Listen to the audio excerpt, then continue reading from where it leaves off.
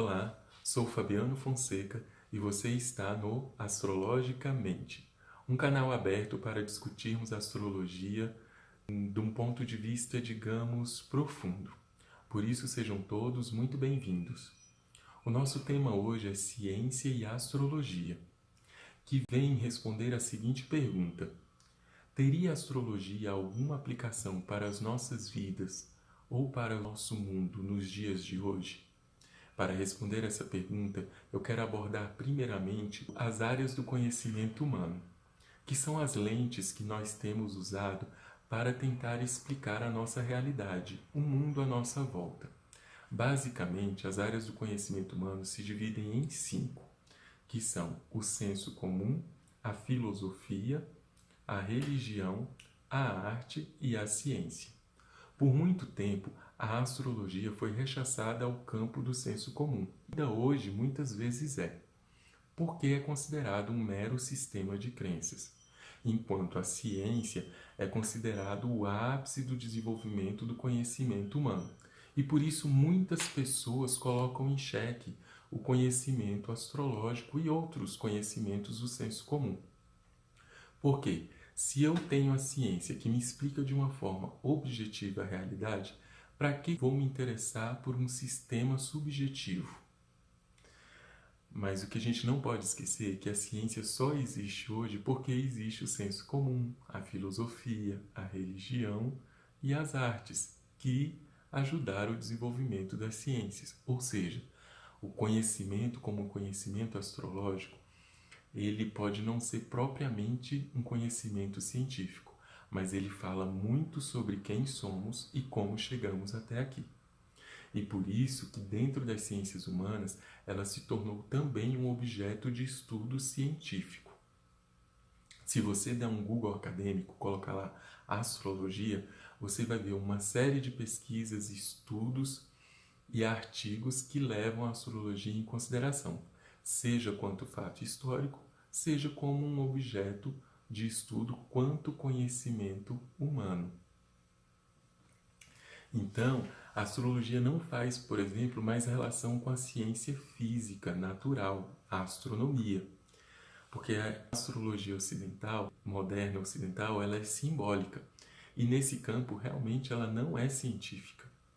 Outro dado que ajuda a engrossar os nossos argumentos é o fato que a Universidade de Brasília, em 2003, abriu um curso de extensão em astrologia, até 2013, se eu não me engano, e que desenvolveu uma pesquisa muito interessante e observou uma correlação estatística entre a descrição dos signos astrológicos com a personalidade das pessoas que foram pesquisadas.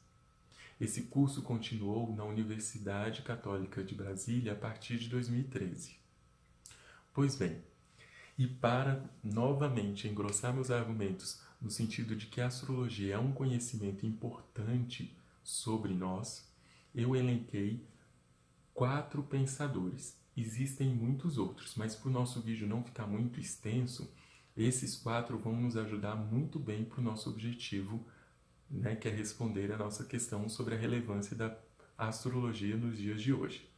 São eles: Freud, Jung, Vygotsky e Milton Erickson. A gente pode levantar as diferenças teóricas entre eles, mas eles têm algo bastante em comum, que é a relevância do simbólico. Freud, por exemplo, para desenvolver sua psicanálise, ele criou uma metapsicologia. O que é a metapsicologia? É uma alegoria baseada nos mitos gregos para explicar o desenvolvimento da consciência humana. Olha a importância do mito, gente, que foi também rechaçado a categoria do senso comum, como história da carochinha, como lenda, que não deve ser levado em consideração. Por exemplo, para falar de desejo, ele usou o mito de Eros e Psique. O desejo é fundante da teoria psicanalítica. Para falar sobre o medo da castração, ele usou o mito da Medusa. Para falar de narcisismo, ele usou o mito de Narciso. E do complexo de Édipo, o mito de Édipo Rei. Então, ele fez um resgate do mito, ele tirou o mito dessa zona do inacreditável, né? De um sistema de crenças, para algo que é relevante dentro da formação da emoção e da racionalidade humana. Bom, vamos ao Jung.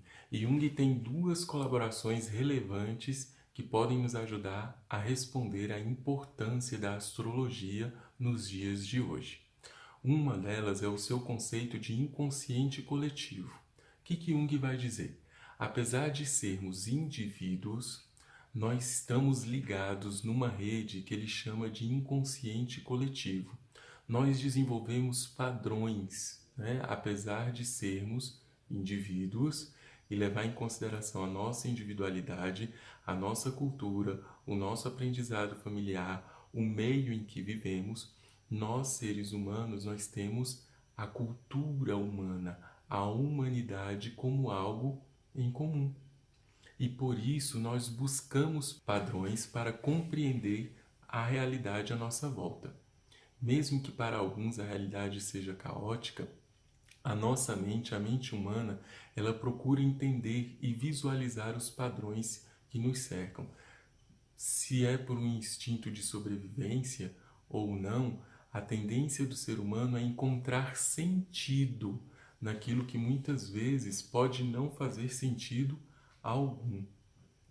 A segunda colaboração do Jung é o poder do simbólico e o poder da imaginação.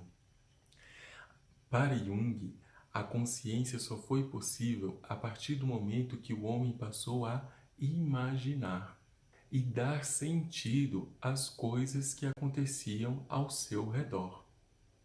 Nessa mesma linha de raciocínio, podemos abordar então Vygotsky. Vygotsky vai dizer que a nossa linguagem, o nosso pensamento se desenvolvem a partir da apropriação simbólica. O que isso quer dizer? Que nós aprendemos a pensar, a falar, a escrever, a desenvolver a nossa racionalidade, a nossa cognição, a partir do momento que nos apropriamos do universo simbólico. Mais uma vez aí, o símbolo como a língua da nossa mente, a linguagem da mente humana, da consciência humana. Por fim, vamos falar sobre Milton Erickson. Milton Erickson é um analista americano que usava como principal ferramenta a hipnose e também o uso da metáfora. Mais uma vez, gente, a linguagem simbólica para atingir instâncias inconscientes da mente humana.